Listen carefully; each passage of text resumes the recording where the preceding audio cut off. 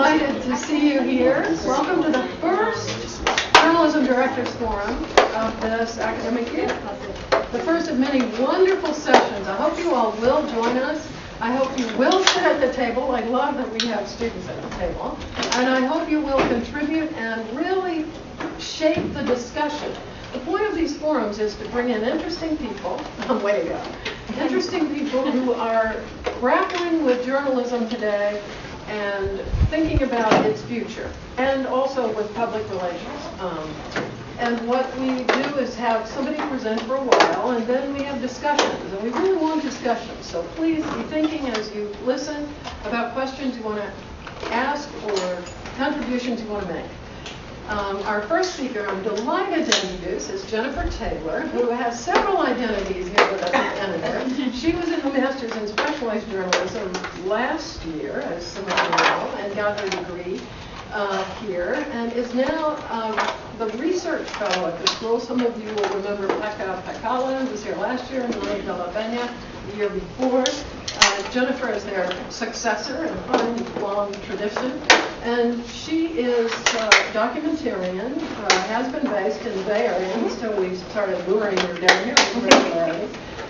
Is working on a really interesting project called On the Block, which is a transmedia collaborative research and storytelling project with young people in South LA. And really, really interesting work.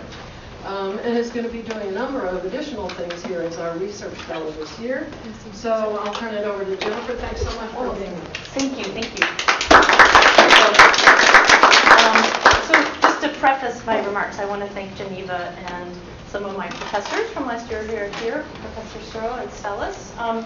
I'm really thrilled to stay on here and continue working. I've been making long-form films for about 15 years, primarily for PBS, and it's been really fantastic to come here and start experimenting a little bit. I'll try to not make this too formal, but I do have some slides prepared that I thought I would use to walk us through what I've been working on.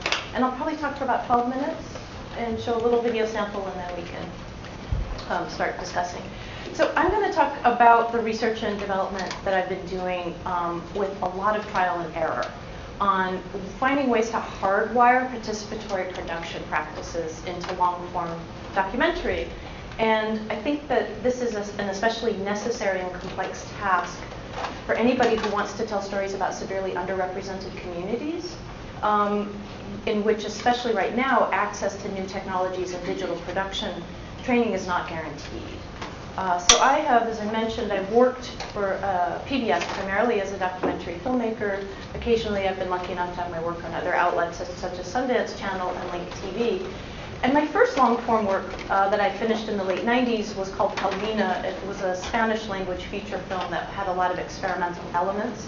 And it was a formal collaboration with the film's protagonist, and made a lot of people at documentary festivals around the world really angry at us, but we were experimenting with sort of form and subjectivity and the voice of the protagonist as author. But after I finished that film, I started making much more traditionally sort of top-down documentaries in which I was not sharing material with the subjects before the film would be finished, a much more traditional mode. Although I think informally I still have a somewhat collaborative style. There was a much more bright wall between myself and the subject. But of course we know that things have changed really hugely in the last decade, and we're all very acutely aware of the technological and cultural shifts that have brought us into this era where the audience is now a content creator and sometimes even a very effective self-distributor. I met with a hip-hop video producer yesterday who says he gets 1 million hits for every video he puts online, which is pretty amazing. And as Jay Rosen put it last fall, because the people formerly known as the audience have arrived, the journalists formerly known as the media are here too. So I know we're all very anxious about our place as professionals, whether there's still a need for our work in this environment, how we can monetize our content in an era of seemingly limitless choices. And that's nothing new to documentary filmmakers, but I think there's a general sense of anxiety. But I think there are other reasons for us to grapple with making media with participatory practices, and those have to do with strengthening our ability to really fulfill our public interest mission. And I know it's a terrible cliche, but perhaps in this case, the crisis is begetting some opportunity. So can we, as professional journalists, filmmakers, working in different modes, different platforms, use our place in the public square to incorporate some collaborative practices into our work, to bring more authentic voice to the work and to deepen community engagement? So last fall, when I was here beginning my program at Annenberg, I started working collaboratively with a nonprofit based in South Central called the Youth Justice Coalition and the Free LA High School. And the project, as Geneva mentioned, is called On the Block, and it focuses on ways of how youth in South Central are coping with the ravages of street violence, gang activity, and how they are working to try to keep themselves from getting trapped in the school to prison pipeline. Free LA is a 2- or 3-year-old school community organized by the Youth Justice Coalition for students up to the age of 24 who've been affected by street life, and they work in a multiple literacies model, teaching both academics and life skills. So one lesson may include looking at video, parsing what is done in a film that they see, and then writing an exercise about what they see in a film. So they're already working in a mode that I think is very familiar to us here at Annenberg. They also offer the Street University and a class called Real Search, which is essentially research in which students work to find data about issues affecting their lives. So for example, last year I worked with a group of students who were compiling statistics about budgets for correctional spending in Los Angeles County, and then comparing them to line items for education and youth services. They also offer organizational training as part of their curriculum. And my favorite is they give PE credit for their annual 50-mile march for youth respect. So the week before December, they walk 50 miles in a week, 10 miles a day. They start in Sylmar, they end in Newark, I think it is. But they get PE credit for doing this. So, and I went with them for a few days, and it was pretty tiring. So underlying their work, though, is the fact that they are a community response to a system that increasingly is being identified by legal scholars and social scientists as mass incarceration. So in the United States, we're 5% of the world's population, but we are 25% of the world's prisoners. And just for some background, this slide, which is based on federal statistics, shows how our prison growth has pulled away from general population growth since the 80s, even though overall crime rates have more or less maintained some stability. And when you factor in the growth of people on probation and parole to the numbers of people actually behind bars, we see that 1 in 31 Americans is now under some form of correctional control.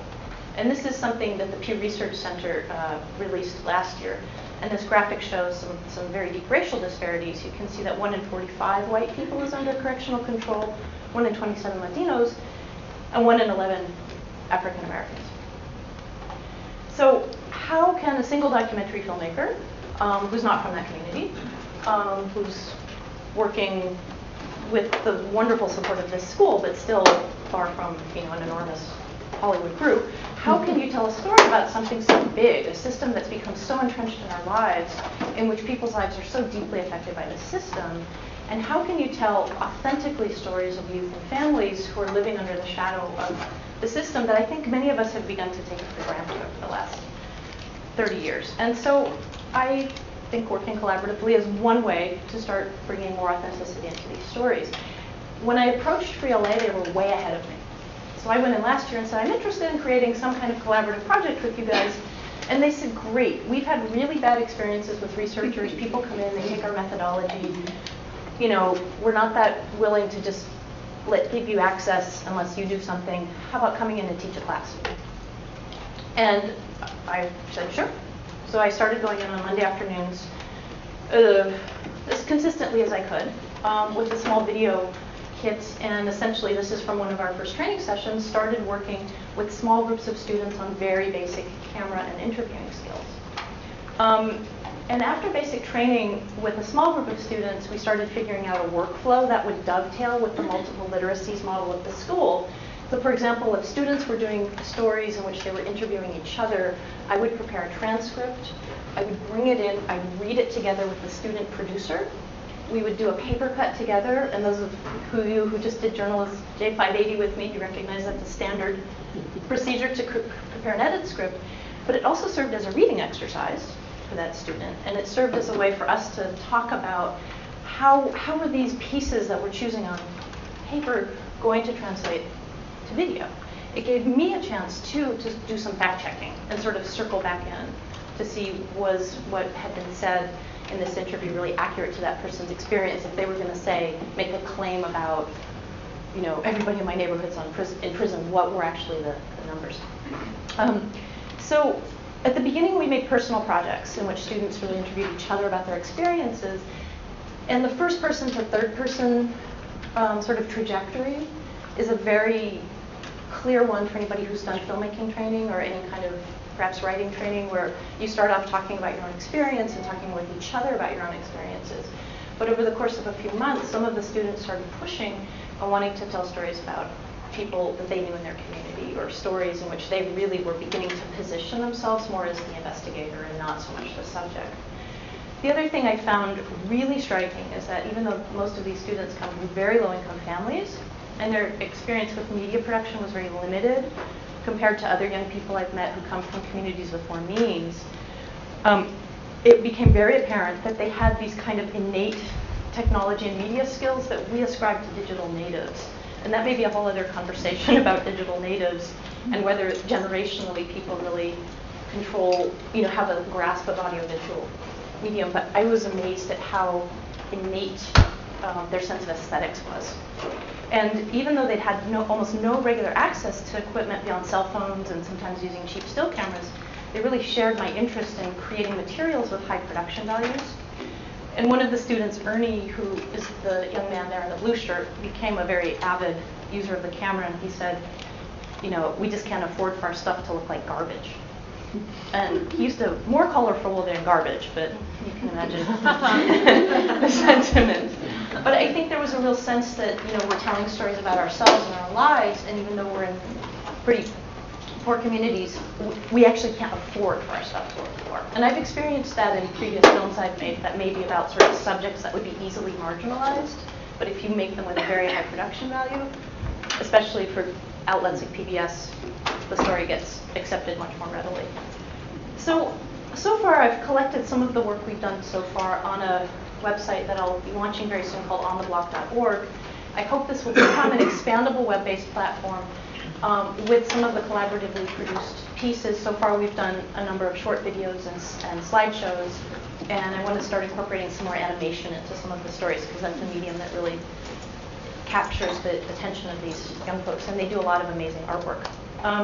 The other idea for this is that we're pre-purposing collaboratively produced media for a feature documentary that I will start shooting very soon that will be aimed for PBS. And I usually work with a series called POV, so I'm hoping this will go there. And the idea for this is that in the PBS world, we have for several years now, as we're nearing completion of our films, we take extra features, we take deleted scenes, we make short little video modules, and we figure out ways for them to often dovetail with a social issue campaign, perhaps an NGO partner. But we do that toward the end of our project. And I still think there's some sense to doing that because you don't know really what the content is until you finish the long form film. But I'm very interested in seeing, can you pre-purpose material, start making engagement really very part of your research and development the minute you start working, start releasing some material, and also bank some of it for use in the longer form documentary.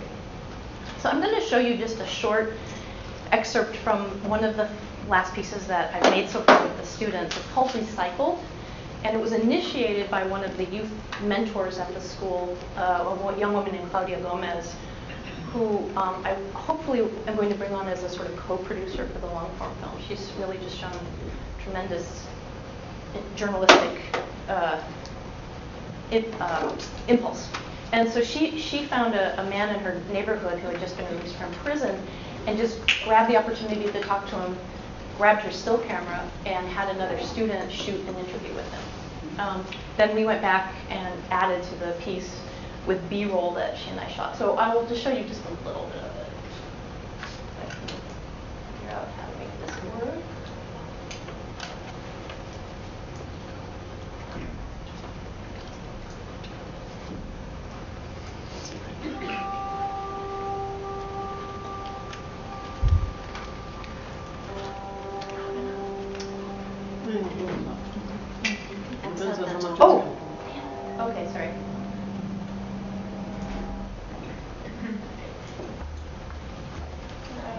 not very PC literate. See, will that play? Hold on. Oh, it's all right. Pardon? Can you try that again?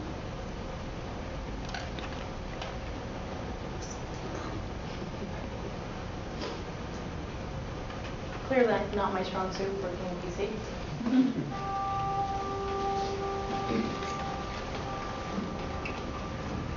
Okay.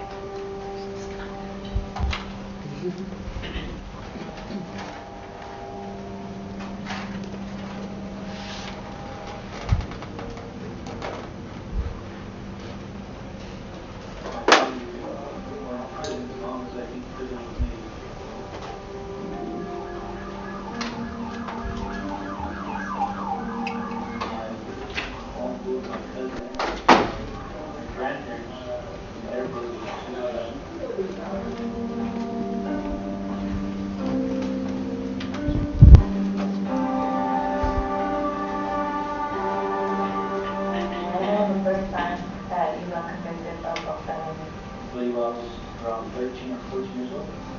And did you know that? Yes, I did.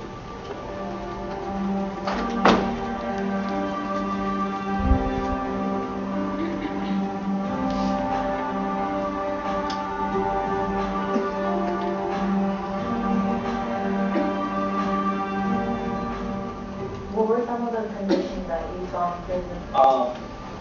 Numerous things. As far as for one, it's very dirty. It's very, very, very dirty.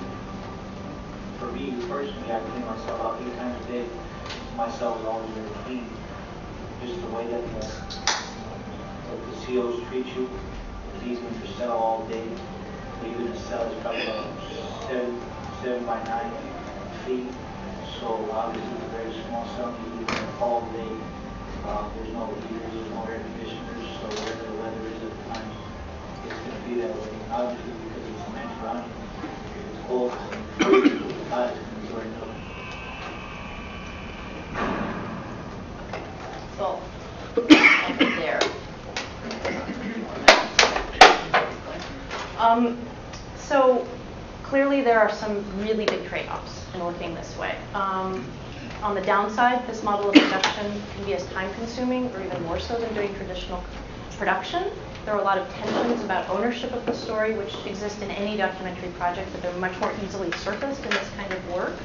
I've especially had to push back on several occasions when the work that we're doing in the video pieces doesn't really hew to the message of the nonprofit. And this piece, the one I just showed you the beginning of, as it continues, the man who's interviewed expresses some ambivalence about having been put in jail and put in prison, and actually says he thinks in some ways it helped him. And that didn't jive necessarily with the message of the group I've been working with, but I pushed on them for us to show it in a community screening that we did this spring with about 200 people in the community. And it engendered an enormous conversation that I think we would have missed, obviously, if we'd just been making PSAs. So I think there's kind of some give and take when you're working with a community partner about showing them how, if you tell the work honestly, and you really work with as best journalistic practices as you can, that actually that will have more impact in the community. The upsides are obviously that the pieces may have, I think, more of an authentic voice than if I'd been working in a top-down way. And on-camera subjects, who I have noticed over the years are really being influenced by reality TV and perform for the camera, especially if you show up with a professional crew and a good camera. It's getting harder and harder, right, Pat, to get people to behave? Everybody's acting. Everybody's acting. And so what's really interesting is you work with small cameras, with youth interviewing each other, and they don't do that. So that's been a really, nothing I anticipated, but kind of an interesting takeaway about sort of where the authenticity really may be. And of course, there's just a couple times when I started to make a really stupid mistake. Like I put red in that logo, and that of course has gang connotations, but I needed somebody to remind me. So don't do that. So over the next year, as Geneva mentioned in the introduction, I'm hoping to build on this project with several components. I'll start shooting a long-form observational film about a year in the life of this school, while still also making the short pieces. And I'm wanting to design a participatory mapping project with Relay and their community, building off their Real Search class, in which we look at a way to capture data about how many people are cycling in and out of a given neighborhood at any time from the system. And there's a project in the East Coast that's doing something similar with Justice Department statistics, but they haven't gotten to California yet. So I'm hoping we can design something using their methodology, but with more community participation. And the other thing I'm really interested in doing this year is essentially looking at what are other participatory methods that people are using in different disciplines. For example, how do architects and planners deal with the need to work with a community that wants to participate in a planning process? How do public artists work with that? How do anthropologists and other social scientists work with that? So I'll be doing some research over the next year and looking into best practices in other fields that I think may be reassuring to us as journalists and filmmakers, that we see that across the board, people in all kinds of professions for sometimes a couple of decades have really been grappling with how to deal with the voice and the representation of the community.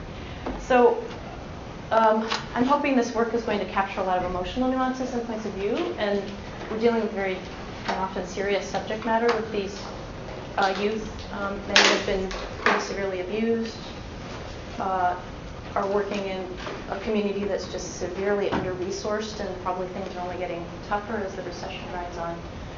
But I like this picture because people are smiling, and I think there's also a sense of what we can derive is the power that comes from when you have a hand, at least, in telling your own story. So with that, I will sit down, I guess. Or, yeah, well, yes, see, you can stand so people can see you, maybe, if you don't mind. No, of course not. But, yeah, so just wide open. You are welcome to call on anyone whose hand you see. Or I see Rebecca has a hand up. Hey there. I'm curious, just purely pragmatically, Uh-huh. if there's any kids you've worked with or young people whom you've worked with that you think would absolutely be able to get good jobs in the industry after this training. Yeah, I think possibly the issue has been consistently being there enough to really underscore. You know, I've been pretty much going in as a one-man band, and my aim has been a little bit less pedagogical and more working with them to get good material, if that makes sense. But I have definitely, you know, with Ernie, the young man who I said doesn't want to make garbage, you know, tried to just tell him, look, half the job is showing up consistently. And the guy I mentioned yesterday, the hip hop producer that I met, I want to see if he can actually come in and maybe at least open some doors for these guys about if you keep working, these are some jobs you might be able to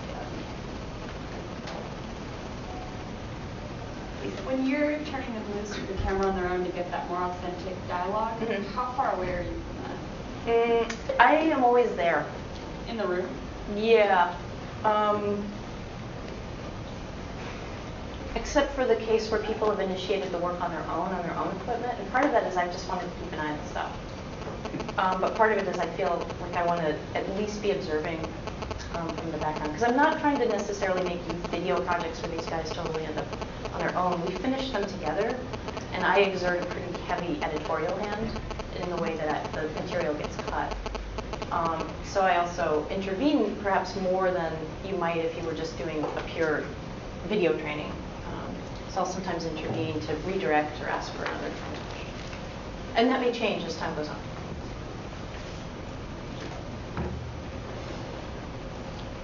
you know, one thing that might be interesting would be for others here outside of the Masters in Specialized Journalism program to hear a little bit about the kind of work that you guys did, guided by Jennifer in large part, during the boot camp. Because not everybody here has had that opportunity, but you know, talk a little maybe amongst yourselves about what were the main challenges of, you know, bringing in people. Many of them have been doing journalism, but are more text focused, and what, you know, what felt like the great victories, and I think that might be interesting for people to hear. Maybe you guys should start. Since we're at the table here. Yeah.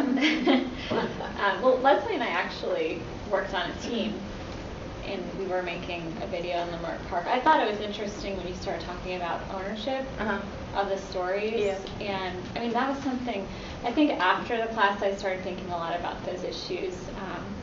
because my background is doing film journalism, so you don't run into the issues you do when you're going into a community and telling these kinds of stories. So, and getting people to relax when you have a camera. And, I was actually thinking about even our little equipment, which is not probably half as, imposing as some of the equipment that you use, was like enough to cause some scenes. Mm-hmm. Just walking down the street. Mm-hmm. Yeah. So this is all very interesting that you could have those. I don't know. I mean, it's interesting you can have that entree through collaboration. It was similar for us that we were outsiders coming into a community and trying to gauge the atmosphere there and to really try to understand what was going on in the community and who mattered and what mattered and what was good to tell a story about.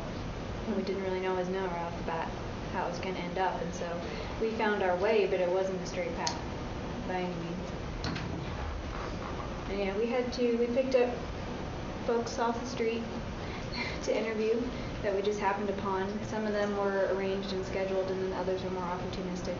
Mm-hmm. And most people agreed right away?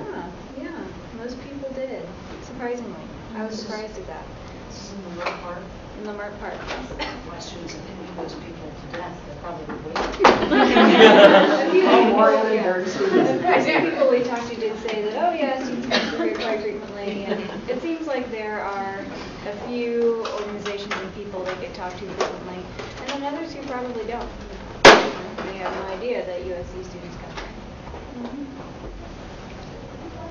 Yeah, I think there's no question the dynamic changes a lot when you go in with equipment. And what kind of equipment, I think, is extremely important. I mean, as you said earlier, I wonder to what extent it looked like in your photographs they were using those same little handheld HD cameras. And I wonder if it would be even more effective if it was if you were using like a point and shoot, or if you were using a mobile phone. I mean, that's the kind of thing. Not only in terms of working with the subject, but also in terms of giving people something that's a little bit less intimidating as a piece of equipment. Yeah. I think that's right. Although I'm really interested in making sure that the work has good production values. And we did some work with mobile phones. We actually tried to do some work where they got engaged with a project that's here at Annenberg called Boslab, where it's a platform that was designed for primarily migrant workers, day laborers to use. But it's a wonderful program where you day laborers who get equipped with phones that are capable of taking pictures, and they can upload the pictures to a website. What I found with this particular group, though, is that they had a little more narrative sensibility and didn't want to just do single photos, didn't want to do just single photos with text because they have Facebook for that. And what they were looking for was actually more of an ability to tell a narrative. It's really interesting. I don't like the generational, there's a digital, native, et cetera, but there is something really interesting with the acuity with which these guys generally are working. I'd like you talk about the dynamics of interviewing when you're trying to get somebody to tell their story. I mean, when you're talking about them building their narrative, rather than when you're talking to somebody when you have your narrative in mind and you're looking to have them help you build your story, and how that relationship differs and what the techniques you use in one situation than the other. Well, I have to say that I'm not entirely comfortable working this way. And it's, I've been experimenting, and as I said, it's been a lot of trial and error. And I was thinking last night that I think the early pieces we make are important building blocks for the long project, but nothing will take the place of the long-form film that I make, in which I use my tricks and techniques to really build a narrative. It's interesting and sometimes frustrating to not be able to, I intervene a little bit, but I'm also trying not to overstep. And so it's frustrating sometimes because as the interviewer, the filmmaker, right, or the radio interviewer, that there's places you want people to maybe go because you can plot out what the points are going to be, and that's pretty difficult to do if you're not the her seat. So I think it's they're really different stories, and that's why I think these need to be pretty short. These pieces. Does length of time with people or repetition make up for the lack of control? In terms of length of time with people who Yeah, as in terms of collaborators? gathering material.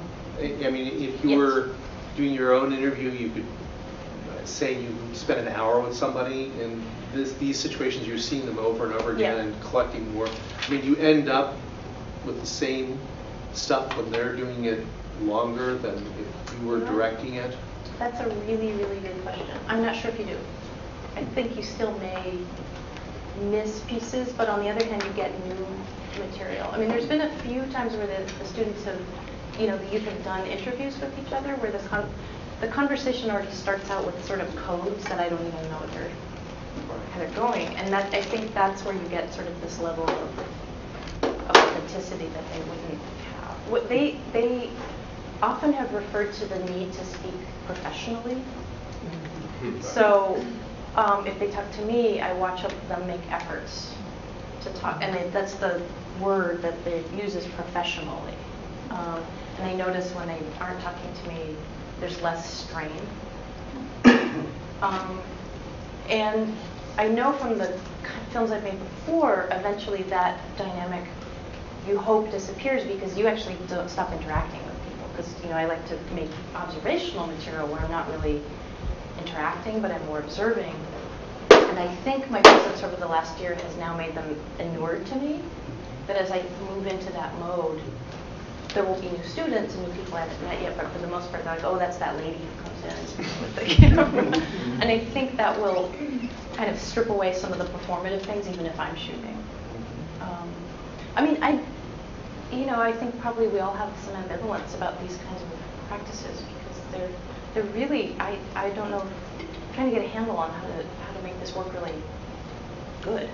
And it's hard, to do. I mean, in some ways, I just wish the world hadn't changed and I could just go and make my film and not have to bother with all this. But we know there's benefits you'll derive, hopefully, right at the end of working in this mode. I'd be interested in hearing you flesh out the collaboration with the organization. You said that point of tension came up over the guy saying in some ways there were some good things about being in jail. Where were the other places where there have been those kind of creative tensions? How have you dealt with them? What would you have done if they had said, no, you're not going to be able to screen that piece. We don't think that's a good thing to do. And the third thing is I'm really interested to hear you say a little bit more about what happened in that conversation when you prevailed and that audience was able to see that bit. Well, the conversation took place in the editing suite with the young woman who made the piece with me, and then the lead organizer from the school, who's sort of my point of contact. And it was a gentle conversation, but I just said this, as you know, I'm doing journalism with you guys. I'm not doing PSAs, and this is like we're going to have to trust each other to make these leaps. This is accurate information, and it's what he said. And you guys will. I actually also said I think you're going to lose credibility in the community if you don't kind of open this up for people to say what they think and reflect what's real. Yeah, and that's actually I think where the same credibility that would apply for any of us, they had to think about their own credibility in the community, and I think that may be where the point was that we came to an agreement. There are a lot of things going on in that community that I haven't even begun to touch, and I don't know how, or how to do it effectively. Personal issues going on with some of the youth, really serious abuse issues, and I'm still actually treading somewhat lightly with some of that subject matter, trying to build like a coterie of people that feel like can be trusted. And I'm sorry, I forgot the first. What the nature of the conversation was when you showed that part. Yeah. And I think the fact that they showed it at their space and did it in a safe place where it was largely people from that community and saw that the conversation that ensued was very robust, I think was the thing that made them see, okay, this can work. And I think if the tension had come to, no, you just can't do this, that would probably be the end of the project, right? Need to find alternative, ways of probably working individually with some of the youth that I've met, but not putting it in the context of the organization. And that may still, I don't know where that will, and I want to be obviously mindful and respectful of what they do, but I also want to tell a true story. I'm curious. You mentioned in this partnership of having them in the edit room, and so one of the challenges that those of us who use traditional journalism standards is in a partnership. It's great when you're, to use a romantic connotation, when you're in love, everything's wonderful.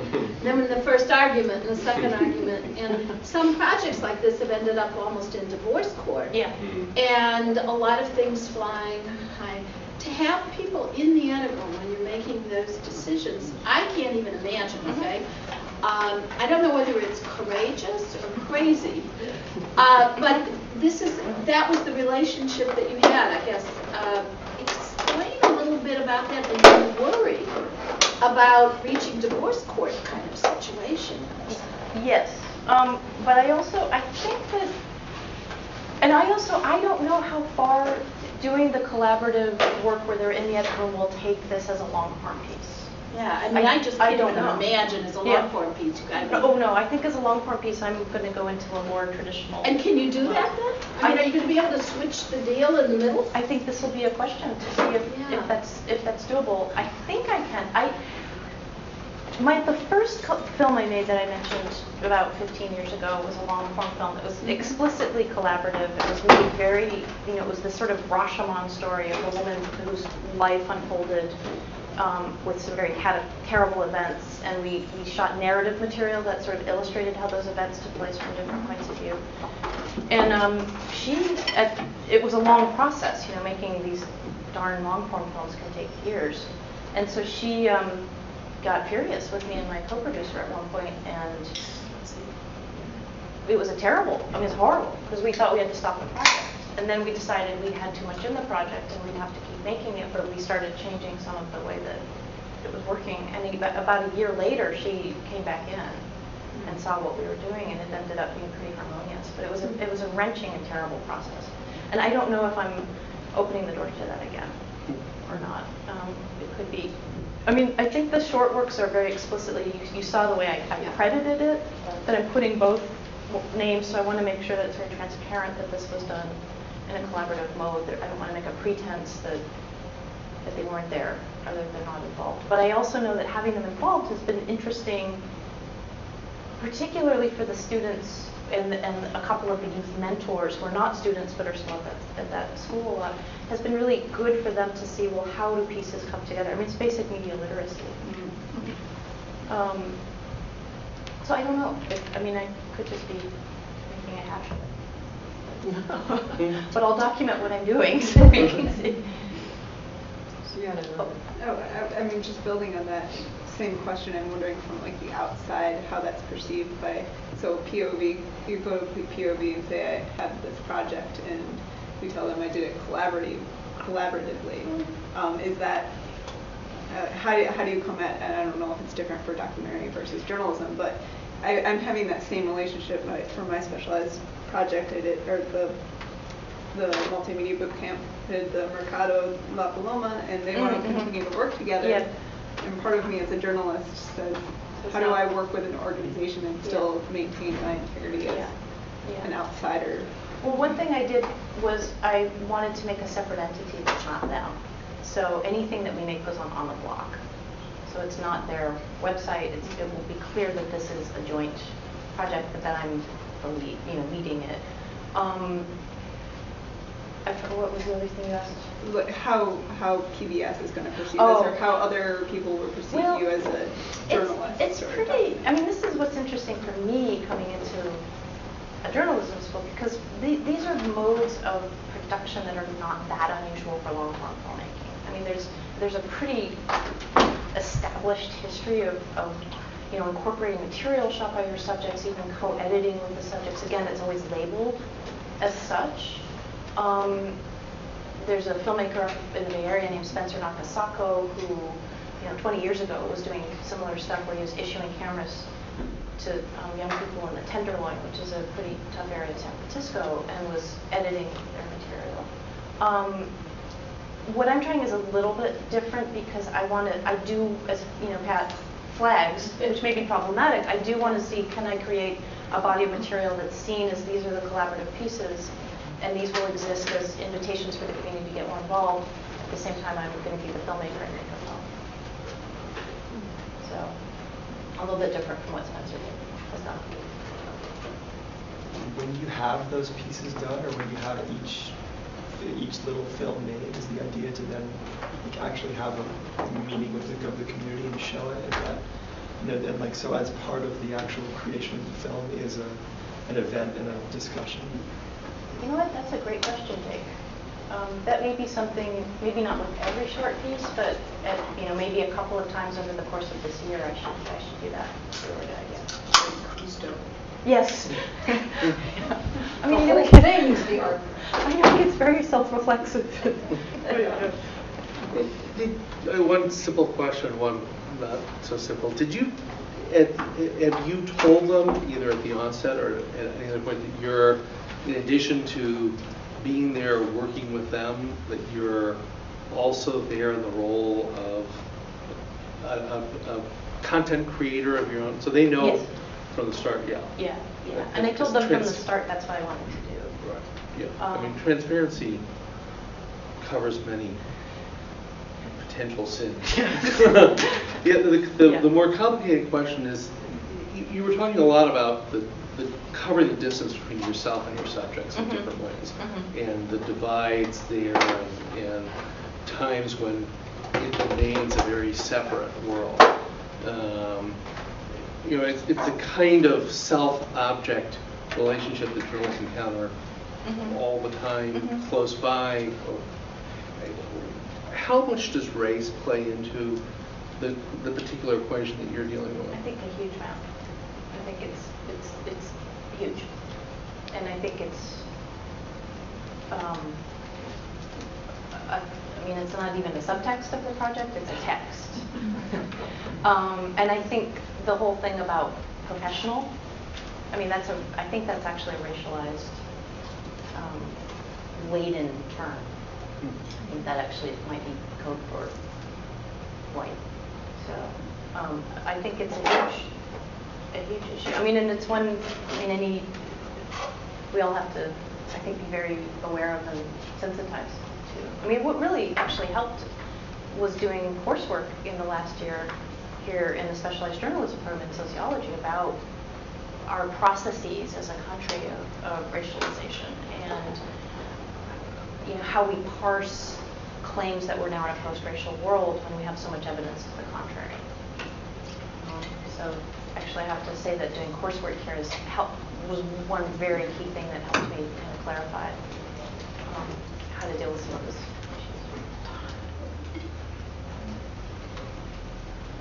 Several of you come from film and are now looking more at journalism, and that certainly this question of the ethics of making documentaries that are more clearly art and others that are, we hope, artistically rich but are clearly acts of journalism is really interesting to me as a journalist who really doesn't know film and art, the creation of. So what are some of the, you come from the world of film, right? I wrote about film. You write about as a journalist. And you're a journalist. So, tell us, who don't necessarily know about what the differences will be in terms of making film with an emphasis on art and making film with an emphasis on journalism. That would be interesting for me to hear.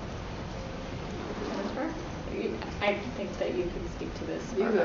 Somebody go. Either both go. Frankly, I still don't know if I'm doing the right thing sometimes because I've come from this world where you make, personal films that are clearly labeled, this is a POV film. I have a POV as a filmmaker. Even, I don't think I make advocacy work per se, but I definitely make pieces that end up getting, used in campaigns. The last film I made, New Muslim Cool, has been used for public diplomacy purposes. And I did a whole outreach campaign with the film where we took it to jails and did anger management workshops with the film. So there's this kind of level of sort of, you look for an outcome that I still believe in working that way, because I feel if I've got the privilege of making something for that 2 million people are going to see on television, I want it to do something. And I want it to speak to what I think should be our metrics of success, which is, not how many eyeballs it got, but have I done something against the fact that, not to be messianic at all, but, child poverty rate is now 20% in the country. What are we doing about that as media makers? So I guess I believe really strongly in identifying some kinds of outcomes. And it's been interesting being here. Sometimes I'm not sure if I'm doing the right thing because I focused maybe too much on that. This whole project is very much about emotional realities for people, and it's, I think, what will resonate with this project in whatever shape it ultimately takes is that it's a way into what is the emotional sort of sensory experience of somebody who lives in a neighborhood like this, or for whom it's a given that everybody in your family is going to end up in jail. And it needs to be buttressed, obviously, by correct information, by correct data, by rich extra material that tells us what the numbers are. But I guess I still feel very strongly that the way I can tell stories is through a sort of personal experience. So that having been said, I've gotten into millions of screaming arguments with friends who are documentarians who think that they have no responsibility to journalism. We just make art, and it's just about our expression. It's just about our, beauty of film that we make, and it's really, what we want to make. And I don't ascribe to that. But I think I'm probably still somewhere in the middle. What would you add to that? This is sort of a little off topic, but I think I've just been thinking a lot about ethics. Like, these community projects were like really new territory for me, and a few of them like really raised some questions for me in terms of talking to people who are vulnerable and like those power dynamics and like the ownership questions again about those stories, and even like you're talking about some of these kids are dealing with abuse, and like how involved do you get when you're making a film about them as a journalist.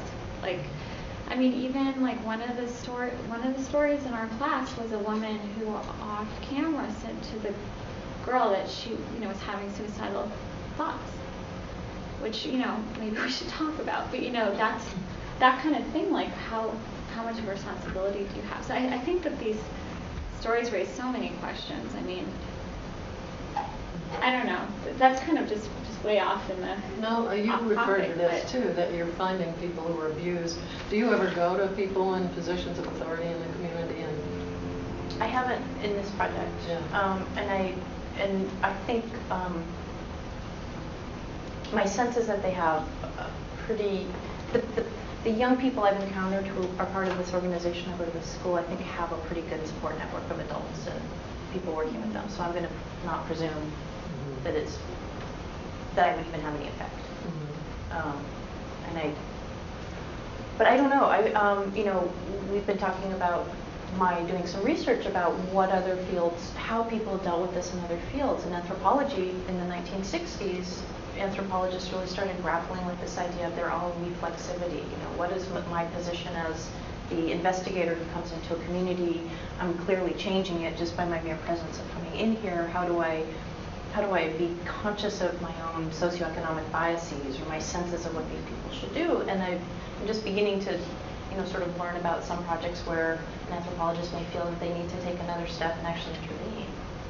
And frankly, I don't know the answers to that. The documentaries that I've made, I always end up changing that person's life because it can't help but do that. I referenced New Muslim Cool, the last film I made, the protagonist of the film, for the most part, I think it had very good effects on him. He's traveled the world with the film. He's become a sought-after speaker at universities and places where he wouldn't, not to aggrandize my role, but he wouldn't have had that access. Without, he was voted one of the 500 most influential Muslims in the world last year by a think tank in Jordan. And that was an intervention. It was like, so, I don't know, I'm still looking for answers to that. I mean, that's why I came here, was because I just wanted to make sure I was doing this work responsibly, because I also feel like there's a lot of ego involved in making documents. But these are questions that are very much in flux. I think all of us would agree at this moment when we are trying to redefine journalism and when we understand that voice is important and when we recognize that we haven't always acknowledged in the past the degree to which we were having an effect on the community. I remember when I was ombudsman at the Washington Post and I said something in a column about we need to accept the fact that we are having an effect on the community with our stories. And the managing editor came in and said, "What do you mean? We're just reporting the facts." And I'm thinking, well, yeah, but and so I mean, I think this question, and even the question you're discussing about, I care whether my documentary has an effect. I hope it has an effect. And I think most of us in investigative journalism in the past would have said, well, we do care that it has an effect. We hope these formerly hidden facts will be revealed. I mean, there is an effect in that. So where is the line where you become an advocate? It's a spectrum between simply revealing things that obviously have an effect and you want to have an effect. And I don't think any of these lines are bright anymore.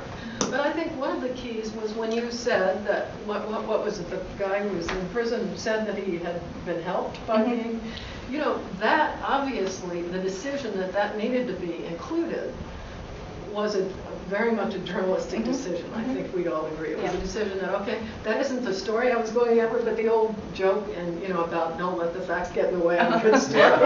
It's not one we really subscribe to. Right. So I think these are all really interesting and very alive questions that you put before us. And any other comments about any of that? Anybody got the solution to all of this? Somebody told me what they should do. I just want to say one other thing, and that is that I think a call to, I have a lot of colleagues who make call to action films. Stop whaling. Yeah, and they're advocacy films. And I've always thought that the call to action I'm trying to make, and this might sound kind of kumbaya-ish, but the call to action I'm just trying to make is to really engage people in civic dialogue.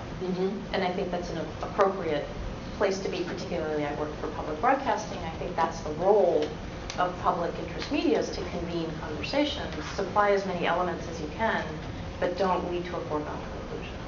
Which you could argue is just one tiny step beyond what all of us thought we were doing, which is informing, giving people the information they need to make decisions, be more creative in their lives, be functioning members of a democracy. I'm not sure how big a step it is to say, encourage people to engage in the dialogue. I think it's probably pretty similar, although we do, often at the end of a film, or even what I'm doing at the beginning, is you end up partnering with some form of NGO or foundation whose work aligns with what you see as the goals of the film. And I know that gets into slippery slope stuff, but that is how a lot of, it's pretty much how every long form, at least independent film, is going to be made, just with those kinds of calculi and potentially, you might call them compromises,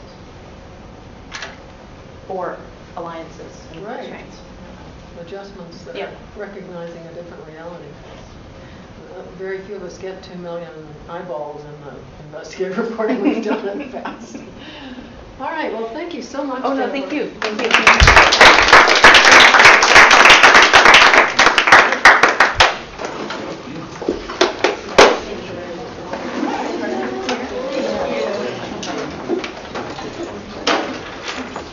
Not at all.